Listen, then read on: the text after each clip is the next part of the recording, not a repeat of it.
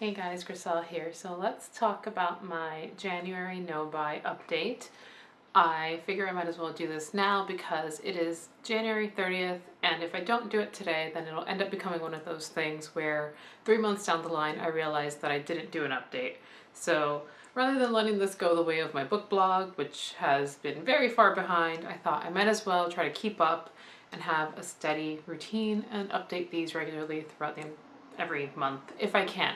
If not, it might just become a quarterly thing, which was sort of my original intention, but I feel like it's easier to look at individual spending if I look month to month. January was my first month of my no/low buy for 2022, and in the way of, like anything that involves a challenge, usually that first thrill of it is the easiest to get through. So I know that challenges will come. There are certain months in the year that are more challenging for me as far as spending than others. I feel like January is that like sweet spot where it's right after the holidays, so I may be already overspent and I'm just kind of recovering from that. I probably already got my thrill of buying things, so I know that the next few months may not be as easy as this one, but I was actually really pleased with myself when I looked at my spending habits this month and at my sort of like month-end review of my budget to see that I did stay relatively within my budget. Most categories, a few that went slightly over, but not by an excessive amount, so like a manageable amount, like $7 extra or something. So I'm going to go through what I actually did spend my money on. I'm not going to do numbers because that's not the point of this. This is not a budgeting sort of channel. I'm not here to give you advice as far as like how to best handle your money. This is just to review like my spending habits and where I am improving and where I am falling by the wayside in terms of my my goals and my rules. I'll link below to that video where I talked about what my goals and rules are. It was very lengthy. It's a sit-down video that you can spend an hour listening to. You don't need to watch it per se because I'm not showing you anything, but it's a listenable sort of video if you want to catch up on what I'm doing and why I'm doing it and what my goals and impetus behind this whole project are. So just a very brief sort of like rundown of that, at least for context. My big trigger areas are makeup and restaurants and a little bit of the coffee spending, but like overall like convenience foods. So convenience foods, restaurants, and a little bit of like Target and Amazon like browsing shopping. Like it fits there and it's like, oh well, it's a cheap thrill, I might buy it. So not doing that is my goal for this project. At least for the next 6 months, ideally for a year, just so I can see what I can save up and to repay a few small debts that I have. Not necessarily debts, but more like debts to myself. I used emergency fund money and I want to pay it back. So that's the summary of that. So looking through my budget, I am using the Every Dollar app. I don't always agree with everything Dave Ramsey says or does or like all of his philosophies, but his app is user friendly and it's free, so there's that. I have thought of trying others, but this one's free and I don't feel like spending for an app, so that's that. Also, I'm playing with the lighting. It's kind of dark in here, but bear with if it looks a little weird. I need to figure out a good lighting situation for this corner.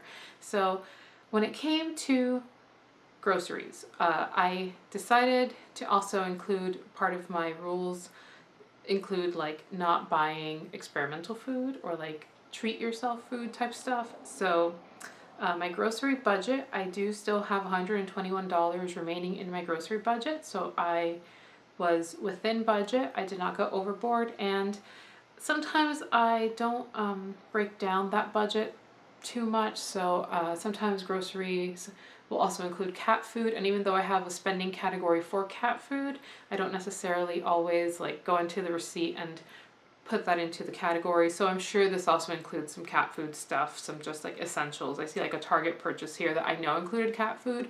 I did not split that off, so it's not highly itemized, but I know that overall I stayed within that budget, so that's good.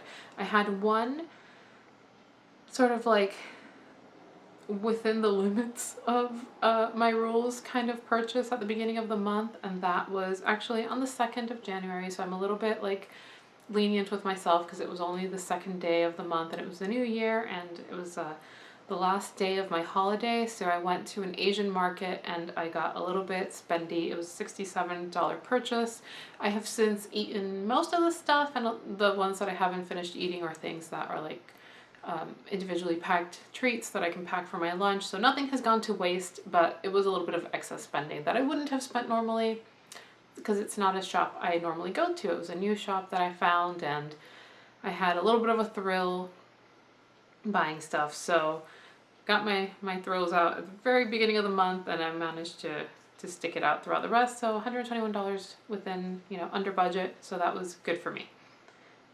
Then beauty and skincare replacements, I did not make any replacements. So that was one of the areas I allowed myself to buy replacements of items that I do actually know and value and appreciate. So I haven't used anything up, so there were no replacements. So that was an unused part of my budget. It was $30 because I figure that $30 is manageable for replacements. That can cover any number of things. I don't use up stuff that quickly, so it should be manageable. Now, I also have a self-care fund. Here is where I bought myself something that does go outside of my rules, and my justification for this is that it's an item that is a limited release. It's from Cannabis Herbals. She's a small, like, one-woman owned, like, CBD bath bomb shop, and I think lately she's been doing them monthly. I don't know if she always does them monthly, but she does vintage teacup bath bombs. They're limited releases, and it's the kind of thing where, like, you have to be watching her Instagram or her newsletter, and if you hit at the right time when she releases, you might snag one of these things. I've been trying to snag one for like the last 7 months and not been able to get one. Somehow I happened to be on my laptop paying bills on the day that she sent out the email, on the day of the release, and the release is 2 time zones away, so I was actually aware of it happening that night, so I managed to get it, and I really wrestled with myself because I thought, do I need this? Am I being responsible buying this now? And because I know that I've been wanting it for so long, and it is an item that I then will be able to continue using, because you do get to keep this vintage teacup after you use the bath bomb. I did allow myself this one present. It's sort of like an early Valentine's Day gift to myself, but it came out of my self-care fund, which is budgeted at $25, so I went over by $11.37, because once you added all the shipping, the teacup was like $28, but then shipping it was $36.37 total. So I went over by a little bit, but I did feel that it was a qualified purchase because I've been wanting it for so long, and it's one of those where, like, they tell you, if you want something, do you really want it? Sit on it, wait on it. It's like, well, I've been sitting and waiting on this thing since like last June when I first wanted to get one and was not able to snag one, and I always miss the deadline, I always miss the announcement, so this time I got it. So that was an unexpected purchase, but within the budget, because as I said, I was under budget in all the categories this month, so that was good. I mean, at least in terms of like the overall budget. Some individual categories slightly over. So one of the other categories that I was slightly over in was my coffee budget. I decided to budget $25 a month, which is pretty restrictive. But once upon a time, I used to only treat myself to a latte like on a Friday. This was many moons ago. It was like a very much a end of the week treat. I have since, started working at a place that has a Starbucks in the building, so it became more likely for me to go and buy these lattes. Also, for health reasons, not like necessarily like diet reasons or anything, but just health reasons. I should not be having regular lattes or that much sugar, so it's a good thing for me to limit. So I went over by 17, and that's because there were 2 times where I also treated my partner to, either a snack or a drink or a combination thereof. So I did go over by like essentially a drink and a half, one would say. But it's still, not so far beyond my budget, which, like in the last few months, it has been excessively beyond the budget. There were some gift purchases that I made for Valentine's Day. I did purchase a gift for my partner and a gift for my mom and a I decided to get a Groupon. It had been a very long time since I've gotten Groupons, but I saw it for this one place that I actually mentioned to him a few weeks ago, and I was like, well, let's just get it and see how it is. So I did make a purchase. It was an unexpected purchase, but I did decide in the very beginning of this project that I would just cash flow any gifts. I know when they're coming. I'm not buying gifts constantly, so I know when they're coming, and I don't buy excessively expensive gifts, so we can manage to cash flow that. And that came out total to $72.39. Okay, so these are my other bids. Those are normal. I actually came out under budget on gas, which is great because gas is expensive. Cat supplies, like I said, I didn't itemize it, so I know that I spent more than this, but I know that I'm still within budget just looking at that. Now, eating out is one of the other categories where I also was looking to save. I did go over a little bit. My budget for the month was $125. Also, I know it's very low, but I figured that is enough for one meal out a week. And the reason, again, that I want to stick to one meal out is partly for health reasons. I have a lot of digestive issues. I have a bunch of videos about all of my health issues, so you can take a look at those, but I have legitimate health concerns, and knowing what I am eating and what is in the food I am eating is important, and I've been kind of neglecting that for the last few months. I think that after mostly being isolated for like, however long my personal quarantine lasted, it was like 7 or 8 months or so where I wasn't eating out, was maybe doing a delivery meal once or twice a month or something. I think in the way of doing a restrictive diet, you kind of like binge at the end. I think I sort of like binged with eating out and convenience foods. So trying to scale that back to maybe like one meal where it's an experience rather than just well, I'm too lazy to cook tonight, let me grab something. I've been doing much more meal planning, much more meal prepping. I don't like to do like 7-day meal preps, but I'll do like 2 days in advance meal prep. All of my lunches have been made at home lately. Haven't needed to buy anything convenient, so it's been good for my wallet and good for my health as well. I've noticed the difference physically as well, like in just how I feel and my energy levels, so that's been good too. Now, I did go over by $34.36 from that budget, so I got up to $159. That's also, again, because I had a couple of, there's a couple of treats here, so there was a few breakfasts that I paid for myself and my partner. He obviously treats me as well, so I treat him. So those were a little bit higher than what I was planning if I was just budgeting for myself, and a couple times where I bought food for my mom. So I did end up including that in my own budget because it seemed like cheating to not include it if I was treating her. So I did include it in there. So that's not excessive. I think last month's excess was like upwards of $400. So improvements. Yeah, December was a mess. That's one of the reasons I started on this project. So nothing in my writing budget. I did not spend, I have a $25 writing budget, did not spend any of it. Other expenses, I had an annual renewal for my Nintendo, like Unlimited, or whatever it's called, the one that allows you to play online. So I renewed that. I'd made a small purchase for my dad. That wasn't quite a gift, but it was more of a item to help him out in life. So I included that in my other expenses. And then I did end up buying a bunch of KN95s for myself and my partner because I was going back to work in a risky environment, and it felt like, even though I normally prefer to use, the cloth mask with the filters in them for sustainability purposes, it feels safer to use the KN95s in my environment right now. So that's what I've been using.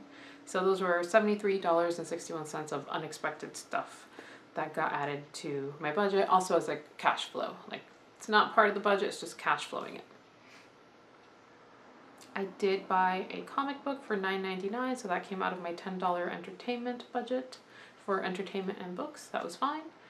We already talked about the self-care and the coffee stuff.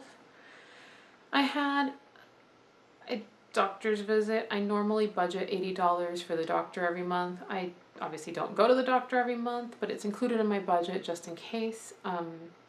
This month I had to do $175 because I had to have an ultrasound, and it was an out-of-pocket expense because that particular doctor is not covered by my insurance.